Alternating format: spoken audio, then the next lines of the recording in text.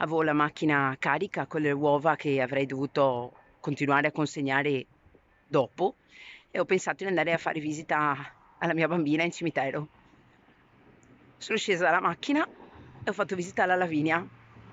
Quando sono rientrata, uscita dal cimitero, e la mia macchina era parcheggiata davanti al cancello del cimitero, proprio davanti, ho trovato la macchina vuota.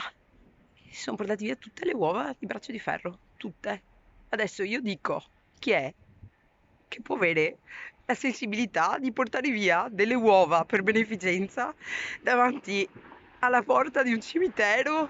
Questa è la denuncia di dolore e rabbia di Federica, una mamma di malcontenta che mentre la settimana scorsa distribuiva le uova di beneficenza della Onlus Braccio di Ferro, si è fermata in cimitero per salutare la sua bambina e le hanno rubate tutte e 65 dall'auto.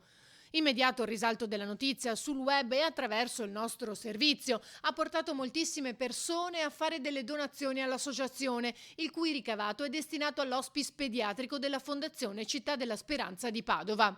Anche i carabinieri di Mira, a cui Federica si era rivolta per denunciare il fatto, sono stati contattati da un imprenditore del posto che vuole rimanere anonimo per chiedere di fare da tramite con i volontari dell'associazione donando altre uova. Alcune saranno destinate ai donatori che le aspettavano, altre invece all'hospice, ha dichiarato la presidente Elisa Grenci. Questa raccolta fondi prosegue e permetterà di portare avanti molte progettualità, a partire dal completamento di una ristrutturazione iniziata la scorsa estate e che vedrà grazie a questa Pasqua il suo completamento.